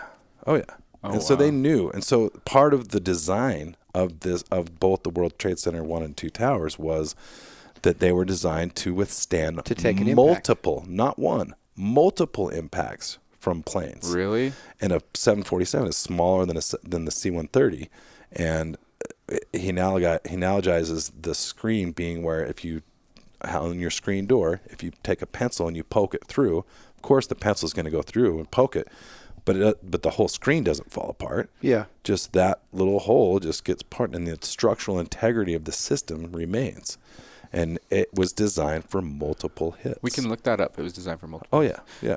Don't we still use the whole "we found passports" during the wreckage thing as an official story? They found one that was burned on the ground, on the street. That's so convenient. Yeah, so convenient. A passport of a terrorist. That's too easy. Partially burnt. Yeah. That's like ridiculous. Yeah. That just throws up so many red flags. You know what's the hardest thing for me to swallow is the box cutters. I know I've said it before, but fucking box cutters. Like, I don't know about you guys, but if say the 4 of us go get on a flight and some dude tries to take over the plane, I'm fucking with that box dude cutters? up with your guys' help, of course. But I'm just assuming. That's Whoa, dude. I know. But at that moment, I'd be losing my shit. Did you hear that? No, I did not hear. I'm just working off of like World Police, type, like that type of sound. You're right though. Like especially if there were like 20 or more people, you could just bum rush them. Well, nothing would work. Again, going back to Flight 77 that hit the Pentagon, we have Chick Burlingame, who was the pilot, the captain, who's this 40-year retired general from the Air Force, You really think that dude is just going to be like, Whoa, dude. oh yeah, no, have it. Here, take the wheel, take the wheel. You're gonna land it safely somewhere. Yeah. Yeah. Not going to happen. And again, we're getting back to the more sensational things, right? Yeah. We can sit, and joke about or whatever, or talk about more lightheartedly. But the non-sensational stuff, like the buildings falling at free fall speeds. So see, and that's what gets to me. We should talk about molten too. And that's another thing that I've heard. Just a couple days before this, the elevator shafts were in repair. Not just a couple days. There's people that testify and report that in the months leading up to September 11th, I heard about this. They had multiple floors shut off at a time. Multiple nighttime floors, renovations, actually. Yes, where the entire security system was turned off, and there was absolutely zero security. That thermite stuff is so hideable. Like as far as implanting it and stuff, doesn't it just have to be ignited? But it can it's like a chemical reaction. It's still structural, though. Like it can be put into beams, it can be put into posts. But when they drill the holes and stuff like that, now there's another guy, and of course I can't remember his name either right now, but he was this guy is a decorated. What we should have done is had Mason on the laptop as a fact checker, but you're pointing at me. Hey, I failed you on this rules. one. We'll get a fact checker. Yeah. Well, or not just checking, but like to help me remember some of these names. I can do it though. What were you? Okay. Look up the gentleman who was the custodian, who was the last known person to leave the towers alive. He's been decorated as a hero. Been to the White House, given medals for his heroic actions that day, where he went in and drug people out. So if you listen to this guy talk, William Rodriguez. Yes. Okay. Check him out. Listen to what he has to say. He was one of 7 or 9 people that had a master key for every door in that place. Whoa. And so even though he was one of the main custodian guys, his job every day was he would go all the way to the top floor, the windows of the world, which is on the top of one of the things. He'd have breakfast, and then his job was cleaning the stairwell all the way down. Yep. So, if you look at his testimony and what his eyewitness reports were, is when the first plane struck, he was in the basement, which if you're not familiar with the towers, you had 110 stories above ground, but then you also had multiple stories below ground that were, mechanical areas. And again, then we had the transit hub in the basement, all different things. But so he's in the basement where all the generators were, and he remembers and testifies that he heard and felt an explosion above him, and then almost immediately, but definitely after, he felt an explosion below him. No way, he said that? Oh, you just and testified. Yes, and you just Whoa. Just check out what he has to say, and again, remember that he's the last known person to leave the towers alive. He saved something like 17 people, 15 people carried. So first explosion, then he feels the one below him. Okay. He runs to the elevator, goes to hit the elevator, opens up, and there's a guy standing there with all of his skin blown off of his arms, standing there just terrified, talking about how there was an explosion. Total shock. Yeah, total shock. So he gets him out, and then he comes back out, and he knows that he's one of the only people that can get in and unlock these doors, because if you remember in the World Trade Center 93 attacks, which were also an inside job, was one of the issues is when the fire alarms went off, people got stuck in those systems of doors in the for the egress and the evacuation, and that was a real problem. So one of the things that they did to fix that was they gave certain people master keys that could go in. There were some doors that would just close and lock automatically. Okay. Well, they changed that so that somebody could come in and actually so you're not trapped. Them. Yeah. So he went back into the building multiple times to bring people out, and he also explains at a time where he was going up to the 33rd floor, or somewhere in the 30s, I believe. But he went to try his key, and it wouldn't work, and it was one of the only doors that wouldn't work. And the interesting about it is he said that what he was pretty sure he heard was heavy machinery, like a cat. Like when you're talking about buildings that big, you have the little front end skid loader things. Those go in the building, they use those inside. So he heard that there was some heavy machinery moving around even at that time, right? Wow. There's also, again, what would be the point of that? Putting the final touches on the location of the explosion. I mean, you have to remember that that they obviously didn't care about bringing down, whoever it was didn't care about bringing down the towers and the destruction. They knew there was going to be some collateral damage, but they also don't want to just ruin everything, right? So it was planned. But there's also some other anomalies that are interesting about the idea that that the 1 and 2 were not classic controlled demolitions.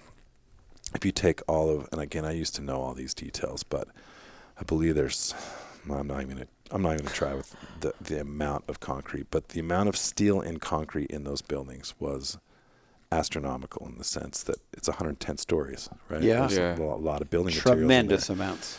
Yeah, and if you take, well, let me go with the whole free fall speed. So the buildings were hit around, I think both of them were above the 82nd floor, so between like around the 86th or 87th floor. So obviously towards the top. Going back to no steel frame structure has ever failed from fire. What should have happened on that day, if the fire was really what truly caused the deformation or the destruction of that building, was a slow onset deformation. So things getting hotter, things starting to melt and sag, and then the top should have fallen off or broken off because there's and left no a base damage below it. Nothing. We have completely perfect, unadulterated structure below that. And so for them to fall, you have people that again, I'm not being derogatory, but people that are lay people in the terms of they're not savvy to, physics and understanding structural loads and stuff like that. Yeah. Triggered. Yeah. If you're going back to the pool ball analogy, if you were standing on top of building 1 or 2 and you dropped a pool ball at the moment that they started to collapse, the top of that building fell as fast through the completely undamaged structure as fast as that pool ball fell through the air. That's like walking through a door that's closed as fast as you walk through it open. It's not physically possible. And they'll say, well, it was the weight and the momentum. But the problem is when we're talking about free fall speeds, this is an instantaneous, complete structural failure for that to happen. It looked like there it was like can a feather. be no resistance. There can be no resistance. Now, if we were doing a video podcast, I'd pull up the video and show you how the other anomaly, which is another kind of more fringe, kind of less palpable idea of what actually happened, was it was potentially an energy weapon. Because if you take all of that amount of material and you look at what was left at the bottom, first of all, we had concrete that was pulverized. Yeah, we're talking disintegration. Like micron. Spread it around the whole city. Yeah, that was. So going back to good old-fashioned 8th grade physics, we have kinetic energy, Ke equals Pe. We cannot have more kinetic energy than we have potential energy. So this is when we get into more non-sensational kind of aspects, that we have a hydrocarbon fuel. Hydrocarbon fuel is anything like gasoline, diesel fuel, anything that's based on a carbon-based mixture, right? And the hottest that a hydrocarbon fire can get, and again, don't take my word for this, you can Google all this stuff all day long or whatever. The hottest a hydrocarbon fire can burn is about 1,800 degrees, and that's in a blast furnace with the optimal mixture of fuel and oxygen. And in a blast furnace, right, that's what they use to create molten steel. Yeah. They're forcing air into this fire to create this hotter thing, right? But it still can only get to 1,800, maybe 1,850, right around there, 100 degrees Fahrenheit. But there's limitations. Yeah. I mean, but you can't go a hydrocarbon fire, no matter how much, how whatever the mixture is of air, oxygen, and air, you cannot get hotter than 1,800 degrees. Steel melts at 2,700 degrees, I believe.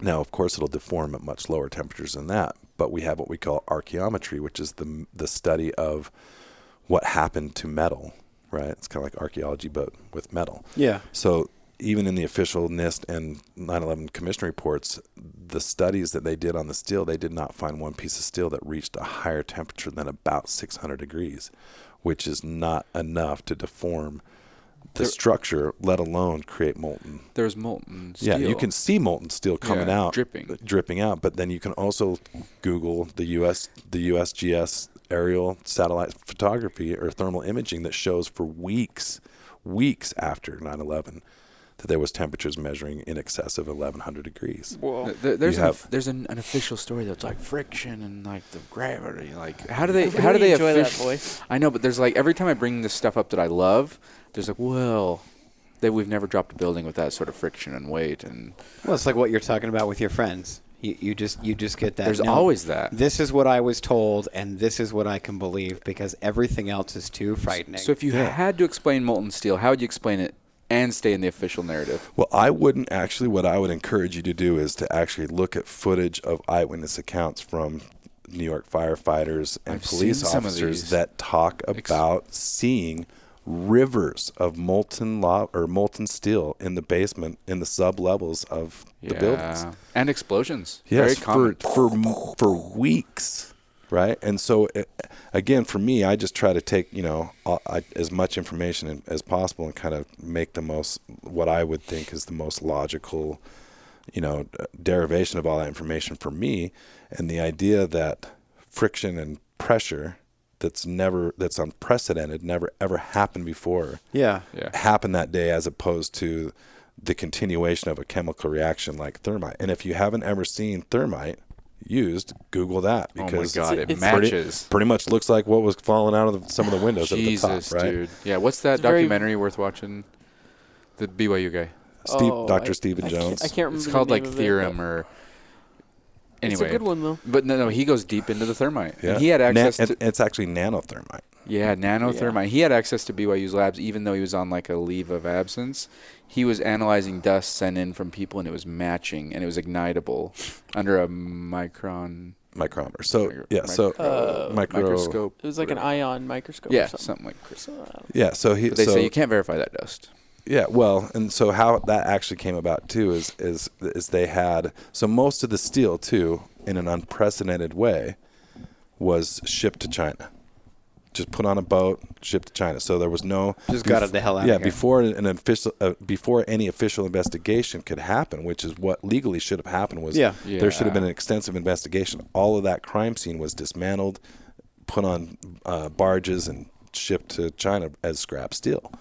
And so how that whole thing came together with Stephen Jones is, he started looking into it because, again, he was kind of like me. He's like, there's no way this is what? And then he started looking at it and things didn't add up. So he got more and more into it. And again, he wasn't trying to prove like it was career suicide. So Yeah. He lost so everything. really, And he yeah. did. Yeah, they let him go. Yeah. Well, and that was kind of more the 503c thing where they were trying to construe what he was doing as political rather than anything. okay. So they pressured BYU. You're on the to wrong lose campus their to do that. 503c because they're nonprofit, right? Yeah. So they were, but he's still emeritus. He's still, for a long time, still had access to all of the equipment and stuff. So what had happened was they started. There was a little bit of steel that had been put aside for memorial type work, and somebody who was involved with using some of this steel from the towers in a memorial type installation gave Dr. Jones some of this metal, because if you look, just Google pictures, you see beams at 45-degree angles that are melted inside and out. Yeah. So if you have a guy with a torch there and a acetylene torch or whatever, and he's cutting down these beams to ship out, you're getting it one way. You're not getting molten on both sides. And these Right. pictures exist and they're out there. It's called Hypothesis. Was his Yeah. BYU guys? Oh, okay. Yeah. I remember that. But the thing about his show was it wasn't out there. Like, it wasn't really fringe. It was just like he was showing you other demolition speeds, and then he would show you the towers, and it was just like, he'd show here's you- what I found. He wasn't like some crazy, weird, eccentric dude. He was just like, Here's thermite.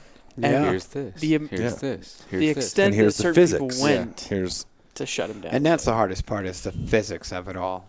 And that's where I find it odd, because you have those that believe and those that just accept what they've been spoon-fed and told, because you can't argue with the physics of it. Yeah. Because even watching it on TV, it didn't feel right the way it fell. Yeah, It or huge.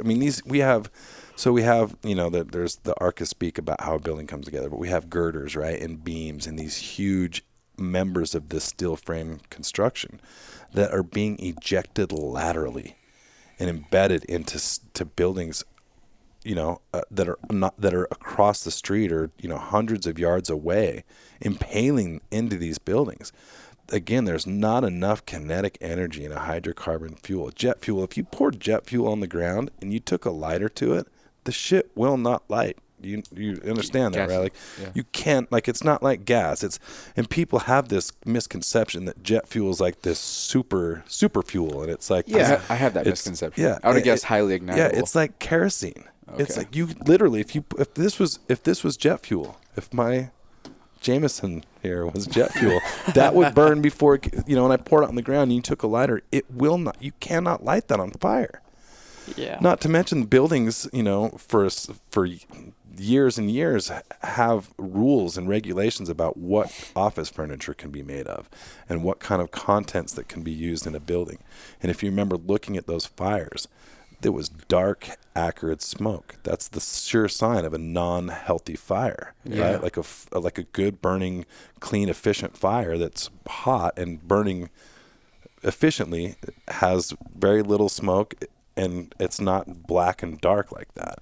And so even in the official story, the 9/11 Commission and the NIST report state that the fuel on board, which again, we talked about how much fuel was actually on those planes, as opposed to how much could have been. Yeah.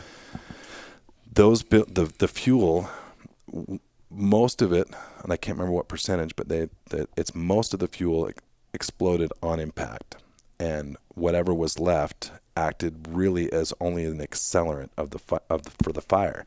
And after 10 or 12 minutes, all the jet fuel is gone. So after 10 or 12 minutes, and we have these buildings burning for as long as they burned, jet fuel can no longer be a component of it, right? And we're still just back to, we've never gone away from, it's a hydrocarbon fuel-based fire. Yeah. And never before have we ever had a building fail, a steel frame construction fail from fire. But yet we had three buildings fail on the same day, in the same block, at free fall speeds. Building 7 kills me too. Yeah. Shit. And it, yeah. So there's go ahead. If we can get away from the towers, what would be your thought on the plane that didn't make its destination? The passengers that rallied. First of all, show me a plane. Show me any wreckage of a plane. There is no photographic evidence. There is no eyewitness evidence that there was the Flight 93. Yeah. Oh, the one that went down. Yeah. So 77 hit the Pentagon, 93 hit I've seen some, and again, I don't, just because I see it on the internet doesn't mean that I believe it. But everything on a couple weeks after, for the few weeks after, they showed a plane, in a field that was down, and that was the flight that they showed a hole in a field. There's not one. Okay, picture. so maybe I'm telling myself I saw a plane, and it's the believability of I want to believe. And that's another good point. If you really look at everything that we read, watch, or hear, comes from 5 people. 5 people own every news media organization, whether it be not just news, but magazine, TV, anything like that. Any media. There's 9, but you can really take it down to 5 people, 5 individuals. And those 5 individuals, if 5 people can control everything that we read, write, or hear, that becomes a little bit easier, especially since these people aren't just some hack jobs that have a radio or that have a press to print stuff. Or a podcast. I would not even put you guys in the same category as those guys. Boom. No, you guys are here. I like this. These guys are pretty hacky. I'm 100. I'm trying not to make them feel bad. Okay. Yeah. So, thanks, guys. Sorry, dude. I can still hear you. I can literally hear everything. Oh, this doesn't mute yours. This just mutes mine. I thought you and I were doing this. I thought this just was you and me. I got to throw a personal thing out. So, I've gone down the rabbit holes many times, and I'm like, what would it take for me to feel like, hey, we figured this one out. It was, a conspiracy or whatever. And I'm always like, well, one day if a major news publication says this is the story, then we made it. Then that's the truth. But that's a sad way to know what truth is, because that means the truth is owned. But how else would you feel like, let's just say, for instance, when would we know that 9/11's busted? Who has to admit it? And it's probably one of those 5 guys. Until we go, that's the truth. Well, even one of those 5 guys, though, to me personally, I don't think it's ever going to happen on a, like, you'll never convince everybody. Yeah. Right? But what I think it's going to have to be is, what Like I would what? like to see it to be is things like this where, I mean, how and again, I'm not asking anybody to take my word for it. I'm Yeah. encouraging anyone and everyone to look at it yourself on anything, on any one of these conspiracy kind of ideas that we could talk about. Yeah. Like, look at it yourself, because going back to that night that I started the story with, you know, they were all up in arms about this Russia thing. Yeah. Right. And here I am just going, okay, well, how in the hell do you really think this could happen? That very night, I go home.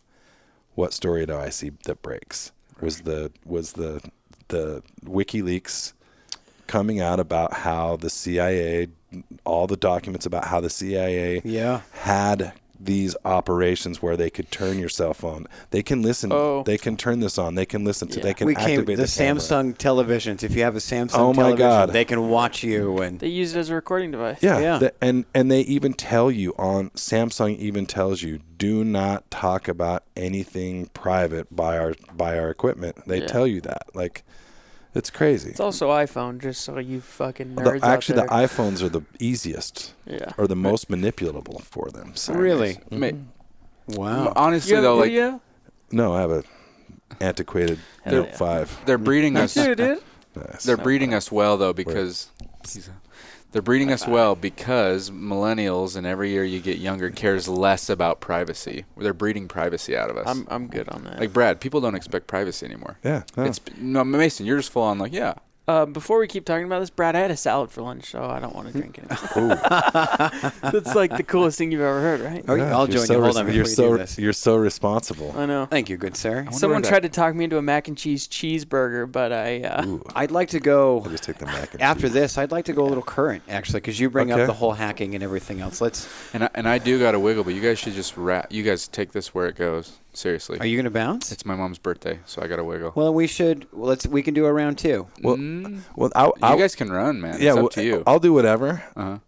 Again, I wasn't sure. I mean, we could. I would like to keep going. We could Because do a we day really- on but it's Oklahoma kind of City, boring. which is very apropos, Yeah. especially since we just had the 20-year yeah, it was anniversary. just barely. We can talk about the 1993 World Trade Center attacks. We can talk about. Yeah, but we want to have you back. Well, that's what I'm saying. So, let's. This doesn't have to be the only one. If So you, on in top fact, of that, do I want to want go even bigger. Like, I want to talk about New World Order. I want to talk about moon. Illuminati. I want to talk about the moon, man. Yeah, I I want love- to talk about the moon. Perfect. Okay, I have one question before we're done. Okay, Flat Earth, flat Earth. yay or nay? Don't. No, hold on. Oh God, don't do it. No, this is what I'm going to say about any of this stuff, Okay. right? Okay. So I'm a seer, believer kind of person. Right? Okay. So I typically won't be 100% convinced about anything unless I can see it firsthand, because I'm very apprehensive to take anybody's secondhand, idea about anything. Not that I don't. I mean, we're talking 100% full. Yeah. Yep, we are. You've Do gotta I go- think the Earth is flat? No, I do not. Thank you. You would have that'd have been really a bad deal. Do I think the I- Earth is a perfect sphere like Oblong? they always show us? No, No. it's not. No, Thank no. you. No. Cool. Now, do Even I the map believe? isn't what we think it is. Do I believe that there's an inner Earth? I'm not sure, but I know Admiral Byrd, who was a very famous person in our history, believes and wrote in his journal. You're starting to. We've push got away. to do this, so let's just make it a habit. Well, that's where the dinosaurs went, right? I mean, Atlantis fell down there. They got some Tyrannosauruses hanging out. All I know is that I had to. I've seen a lot of things where we calculate the gravity of the Earth, which is 9.8 seconds GT squared or whatever. Yeah, exactly. You just sounded really smart, by the way. I'm just saying. You just validated a whole He didn't say bunch. you were smart. He just said you sounded smart. Well, that's You were that's so that's ready the to dig. That's the quintessential goal, right? Is to Way- sound way to go. smart, Yeah. whether you are Who or not. cares about being? Yeah. No, but there's an equation. GT. So what is it? E equals. 9.8 seconds GT squared. Gravity times squared. Right. There's, Yes. there's a taco there's in there gotta be, somewhere. Yeah. From what a lot of things that I've read is that with that calculation that we know, right, that we can calculate the gravity on Earth versus Yes. other celestial bodies. that if our Earth was solid with a mantle and a molten core, that our gravitational force should be much greater. That actually what it probably is a bell-shaped, and it's probably hollow on the inside. Get out. Well, and again, don't believe me, and I don't. This isn't something that I'm like carrying a flag Vested saying in, this yeah.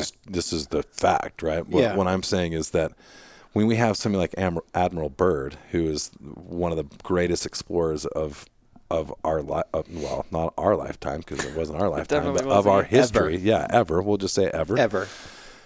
When he talks about it, and he thinks Who, that there Admiral is Byrd? Admiral Byrd, Okay. who actually my grandfather had the opportunity to interview. He was a reporter for. Wow. My grandpa's name was Clarence Scoop Williams for the Tribune. Whoa. But This was in your genes long ago. Williams. This Maybe, was kind in of. your genes. maybe. I like that. But just so you know, I took a physics class in college, and they told me that the Earth wasn't a perfect circle. Yeah. Like the professor was just like, it's not. So Well, it wasn't. I don't think it's a secret. I guess in closing too, especially since we're going to probably hopefully talk Yeah. about more. We'll What see. about light? I'll Yeah, give I it a wanna- listen. I What wanna about light? continue this. We'll continue. Yeah. We'll see. Now that we've kind of had this like kind of broad stroke introduction to Yeah. kind of this topic, or at least what I'm interested in this topic.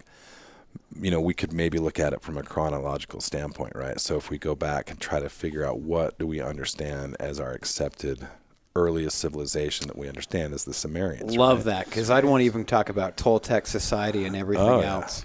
Yep. So we could do Nibiru, is that Nibiru, yeah. Nibiru? Okay. Yeah. See, And again, I'm with you. asked me what I'm saying. It's not what I'm saying.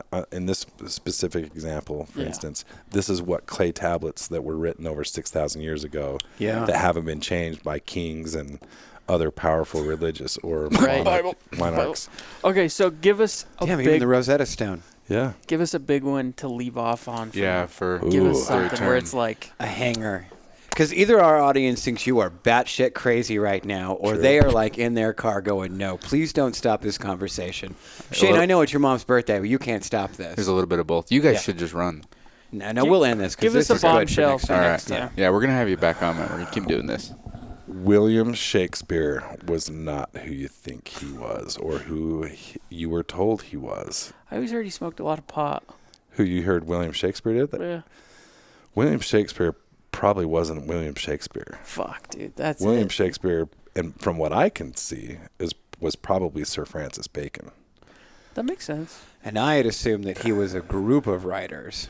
Exactly, and with probably Bacon being the kind of facilitator or the main facilitator behind everything. Well, there's no You never heard there's that? no correspondence. No, There's I no li- proof that he's actually ever lived. There's no mail. There's no letters. There's no correspondence. There's nothing that actually It's like a pen name. proves.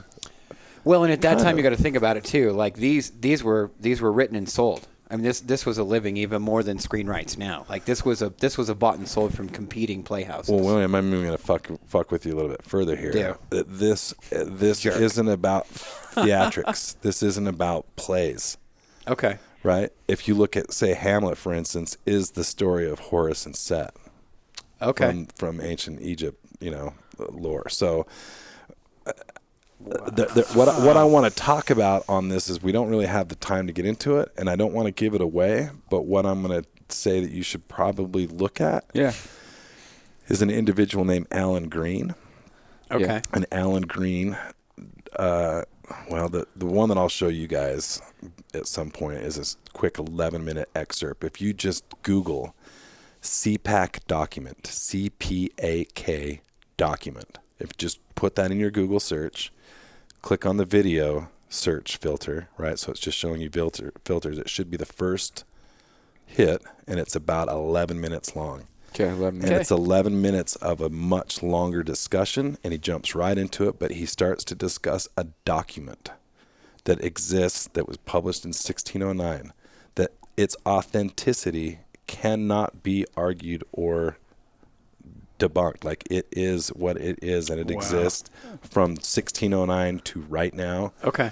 Watch this 11 minutes, This is fucking great. and it will fucking blow your This is mind. like a cliffhanger. And if you want proof, good. if you want proof of, if anything, that it will give you proof of the idea that we are being manipulated to what we know and what we're told and what we understand who and what we are and where we came from, which to me comes all the way back to love No, that's perfect. and truth. That is perfect. Okay, let's reschedule. This is going to be dope. I dude. love you guys. This has been awesome. You just blew my mind like Neil deGrasse Tyson when he said that some infinities are bigger than others. And I just went, what the fuck did I I can't wait just to look hear? this up. I'm going to probably be at dinner like, Boom. oh, yeah, happy birthday, Mom. You will fucking lose your mind. At least for me, it was, out of all the shit that I've seen, it to me is the most proof of all of it without being proof of any of it, if that makes sense.